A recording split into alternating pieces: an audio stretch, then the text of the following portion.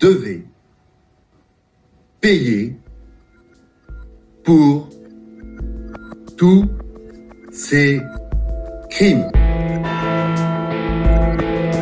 Following devastating revelations of sexual abuse exposed by an independent commission, the CIEZ, the Church of France has reacted to the victims' demands for reparations. Our journalist Clémentine Métinier reports. Début novembre, les évêques ont commencé par reconnaître le caractère systémique des crimes sexuels dans l'Église de France et sa responsabilité institutionnelle. Ici, rien que dans le diocèse de Grenoble, 61 personnes ont témoigné avoir été victimes d'abus sexuels au sein de l'Église. En France, elles sont 6000 à s'être exprimées devant la commission sur les abus sexuels dans l'Église. Moi, à l'époque, je suis un enfant je suis un chercheur de Dieu.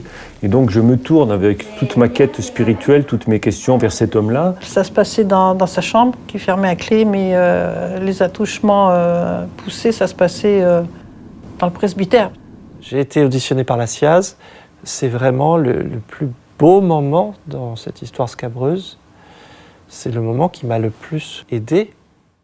Le moment est donc venu de rendre compte de nos 32 mois de travail.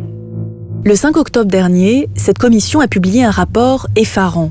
216 000 personnes, au minimum, mineures au moment des faits, ont été agressées sexuellement depuis 1950 par des clercs et des religieux. 330 000 si l'on ajoute les agresseurs laïcs. Présidée par Jean-Marc Sauvé, la commission l'affirme, l'indemnisation des victimes doit être individualisée. Cette question de l'indemnisation, ça n'est pas, et ça ne peut pas, ça ne doit pas être un don. Dans l'esprit de la commission, c'est un dû. Réunie à Lourdes, la Conférence des évêques de France a annoncé, le 8 novembre, la création d'une instance nationale indépendante de reconnaissance et de réparation, comme préconisé par le rapport Sauvé. Une deuxième institution, la Conférence des religieuses et religieux de France, a annoncé la création d'une commission indépendante du même type. Elle sera plus axée sur l'écoute et la justice réparatrice. Les évêques n'ont pas estimé le coût des réparations, mais les associations de victimes parlent de milliards d'euros. Autre annonce historique des évêques, l'argent proviendra en partie de la vente des biens immobiliers de l'Église. Les évêques renoncent donc officiellement à faire appel aux dons des fidèles pour indemniser les victimes. Sur les 3000 agresseurs ou plus identifiés par la commission depuis 1950, seuls 330 auraient été jugés et condamnés par la justice française.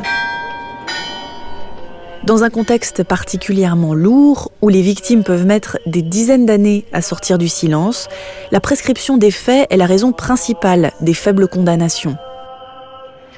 Pour procéder plus rapidement, le rapport recommande au diocèse de saisir la justice au moindre soupçon d'agression sexuelle. Le procureur général de Grenoble a été l'un des premiers à initier ce protocole en 2019. 2 enquêtes préliminaires sont déjà en cours suite à un signalement de l'évêque de l'Isère. Ces actes concrets de l'Église pour réparer les victimes ne concernent que la France. Or, des pays du monde entier sont touchés. Certains ont précédé la France dans les réparations, d'autres suivront. Mais partout, dans le monde, d'innombrables victimes restent encore dans l'ombre.